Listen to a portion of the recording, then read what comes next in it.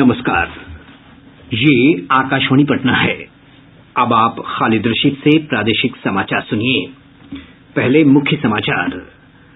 राष्ट्रपति रामनाथ कोविंद ने अपने कार्यकाल के अंतिम दिन राष्ट्र को संबोधित किया। श्री कोविंद ने राष्ट्र निर्माण में देश के नागरिकों के योगदान की सराहना की। राष्ट्रीय ध्वज संहिता में संशोधन, निजी मकानों और भवनों पर दिन रात तिरंगा फहराने की अनुमति। सारण जिले के खैरा थाना क्षेत्र अंतर्गत खुदाईबाग इलाके में पटाखा बनाने के दौरान भीषण धमाके में 5 लोगों की मृत्यु। और नीरज चोपड़ा ने विश्व एथलेटिक्स चैंपियनशिप में रजत पदक जीतकर इतिहास रचा। अब समाचार विस्तार से। राष्ट्रपति रामनाथ कोविंद ने अपने कार्यकाल के अंतिम दिन आज शाम राष्ट्र के नाम अपने संबोधन में राष्ट्र निर्माण में देश के नागरिकों की निष्ठा और योगदान की सराहना की है। आकाशवाणी और दूरदर्शन पर देशवासियों को संबोधित करते हुए राष्ट्रपति ने कहा कि निष्ठावान नागरिकों के चलते देश का भविष्य सुरक्षित हाथों में है। अनेक देशवासियों से मिलने के बाद मेरा यह विश्वास और भी दृढ़ हुआ कि हमारे निष्ठावान नागरिक ही वास्तविक राष्ट्र निर्माता हैं और वे सभी भारत को बेहतर बनाने के लिए प्रयासरत हैं। ऐसे सभी निष्ठावान देशवासियों के हाथों में हमारे महान देश का भविष्य सुरक्षित है। राष्ट्रपति ने अपने कार्यकाल के दौरान की विभिन्न बातों को याद किया। उन्होंने कहा कि सेना और देश के सुरक्षा बलों का समर्पण अद्भुत है। मेरे मनोमस्तिष्क में वे सभी क्षण विशेष रूप से अंकित रहेंगे जब मेरी मुलाकात अपनी सेनाओं, अर्धसैनिक बलों तथा पुलिस के बहादुर जवानों से होती थी। उन सभी में देश प्रेम की अद्भुत भावना देखने को मिलती है। नवनिर्वाचित राष्ट्रपति द्रौपदी मुर्मू कल सुबह 10:15 बजे संसद के केंद्रीय कक्ष में भारत के 15वें राष्ट्रपति पद की शपथ लेंगी। भारत के प्रधान न्यायाधीश NV रमना श्रीमती मुर्मू को शपथ दिलाएंगे। शपथ ग्रहण के बाद राष्ट्रपति को 21 तोपों की सलामी दी जाएगी। इसके बाद राष्ट्रपति का संबोधन होगा। केंद्रीय कक्ष में आयोजित समारोह के समापन के बाद श्रीमती द्रौपदी मुर्मू राष्ट्रपति भवन के लिए प्रस्थान करेंगी। राष्ट्रपति भवन के प्रांगण में उन्हें तीनों सेनाओं की ओर से गार्ड ऑफ ऑनर पेश किया जाएगा और निवर्तमान राष्ट्रपति रामनाथ कोविंद को यथोचित सम्मान दिया जाएगा।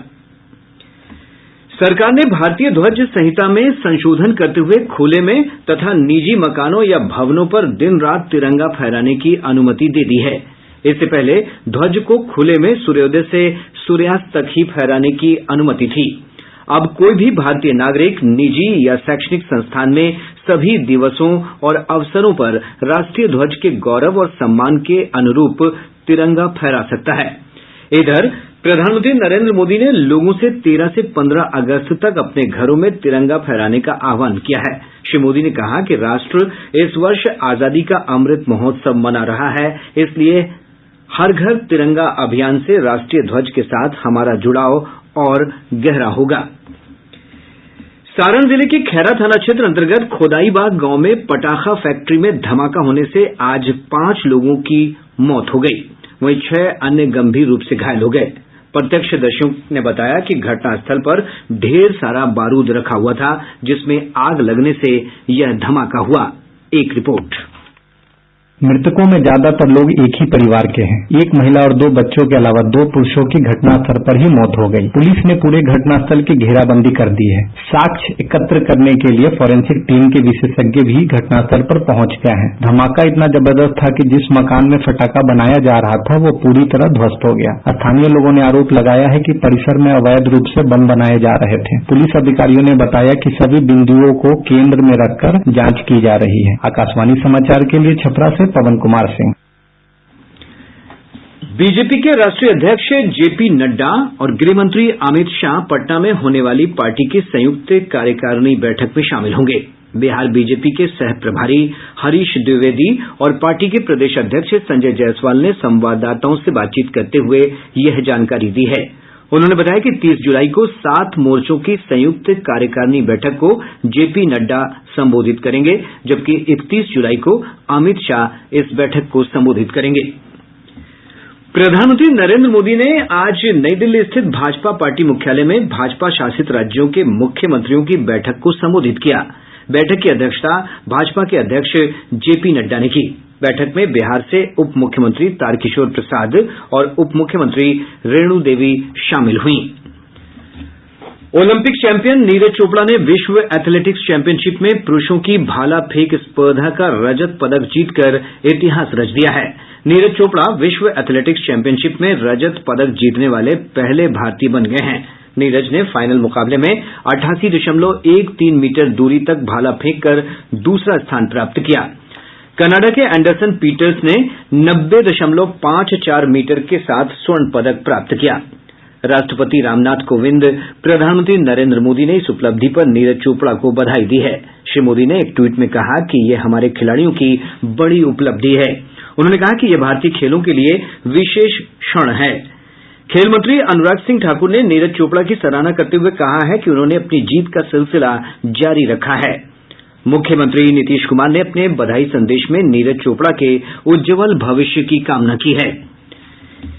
केंद्र की अग्निपथ योजना के अंतर्गत भारतीय वायुसेना में अग्निवीरों की भर्ती के लिए आज से ऑनलाइन परीक्षा शुरू हो गई है। यह परीक्षा 31 जुलाई तक चलेगी। अग्निवीर वायु भर्ती के लिए राजधानी पटना समेत राज्य भर में 26 केंद्र बनाए गए हैं। पहले दिन 3 पालियों में यह परीक्षा आयोजित की गई, जिसमें बड़ी संख्या में अभ्यर्थियों ने भाग लिया। अग्निपथ योजना के तहत वायुसेना देश भर में 3500 पदों पर अग्निवीरों की भर्ती करेगी। प्रादेशिक समाचार आप आकाशवाणी पटना से सुन रहे हैं। आजादी के अमृत महोत्सव के अंतर्गत कल से 30 जुलाई तक राज्य के सभी जिलों में बिजली महोत्सव मनाया जाएगा। महोत्सव के दौरान विद्युत उत्पादन और आपूर्ति के क्षेत्र में विभिन्न विद्युत संस्थानों द्वारा किए जा रहे कार्यों और उपलब्धियों को आम जन तक पहुंचाया जाएगा। केंद्रीय ऊर्जा मंत्रालय ने एनटीपीसी, पावर ग्रिड और जल विद्युत निगम को इस आयोजन की जिम्मेवारी दी है। विभिन्न संस्थान राज्य सरकार के सहयोग और मार्गदर्शन में इसका आयोजन करेंगे। पिछले 24 घंटों के दौरान पूर्णिया, अररिया, सुपौल और किशनगंज जिले में कई स्थानों पर भारी बारिश दर्ज की गई है। मौसम विज्ञान केंद्र पटना से प्राप्त जानकारी के अनुसार सबसे अधिक 125 मिलीमीटर बारिश पूर्णिया जिले के ढेंगरा घाट में दर्ज की गई। वहीं अररिया के फारबिसगंज में 112 मिलीमीटर और सुपौल के भीमनगर में 66 मिलीमीटर बारिश हुई है। मुजफ्फरपुर और मधेपुरा में भी अच्छी बारिश हुई है। मौसम वैज्ञानिक कामनी कुमारी ने बताया कि अगले 24 घंटों के दौरान पटना, नालंदा, नवादा, बेगूसराय और आसपास के क्षेत्रों में गरज के साथ बारिश की संभावना है। मानसून ट्रफ रेखा दक्षिण पश्चिम राजस्थान पर बने निम्न दबाव के क्षेत्र से जैसलमेर, कोटा, गुना, जबलपुर, पेंड्रा रोड, भुवनेश्वर होते हुए दक्षिण पूर्व दिशा की और पूर्व मध्य बंगाल की खाड़ी तक गुजर रही है, जो समुद्री तल से 1.5 किलोमीटर तक विस्तारित है। इन मौसमी कारकों के प्रभाव से अगले 24 घंटों में प्रदेश के दक्षिणी भागों के 1-2 स्थानों एवं उत्तरी भागों के कुछ स्थानों पर आकाशीय बिजली एवं मेघ गर्जन के साथ हल्की से मध्यम स्तर की वर्षा होने की संभावना है। मुजफ्फरपुर जिले के करजा थाना अंतर्गत रक्सा बहादुर चौक के पास अपराधियों ने एक आभूषण दुकान से 6.5 लाख रुपए मूल्य का सोना लूट लिया। पुलिस ने बताया कि बाइक सवार अपराधियों ने इस घटना को अंजाम दिया है। लुटेरों की गिरफ्तारी के लिए छापेमारी की जा रही है। वैशाली जिले के हाजीपुर सदर थाना क्षेत्र में पुलिस ने छापेमारी कर 10 ट्रैक्टर, 8 ट्रक, 2 हाईवा के साथ अवैध बालू खनन में लिप्त 8 अपराधियों को गिरफ्तार कर लिया। पश्चिम चंपारण जिले में किसानों को यूरिया की कालाबाजारी से काफी दिक्कतें हो रही हैं। इसके मद्देनजर जिला प्रशासन ने खाद के अवैध कारोबारियों पर नकेल कसने के लिए छापेमारी अभियान चलाया।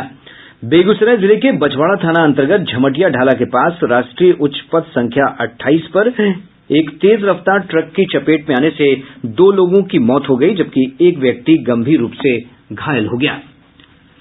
और अब अंत में मुख्य समाचार एक बार फिर। राष्ट्रपति रामनाथ कोविंद ने अपने कार्यकाल के अंतिम दिन राष्ट्र को संबोधित किया। श्री कोविंद ने राष्ट्र निर्माण में देश के नागरिकों की निष्ठा और योगदान की सराहना की। राष्ट्रीय ध्वज संहिता में संशोधन, निजी मकानों और भवनों पर दिन रात तिरंगा फहराने की अनुमति। सारण जिले के खैरा थाना क्षेत्र अंतर्गत खुदाईबाग इलाके में पटाखा बनाने के दौरान भीषण धमाके में 5 लोगों की मृत्यु। और नीरज चोपड़ा ने विश्व एथलेटिक्स चैंपियनशिप में रजत पदक जीतकर इतिहास रचा। इसके साथ ही आकाशवाणी पटना से प्रसारित प्रादेशिक समाचार का ये अंक समाप्त हुआ।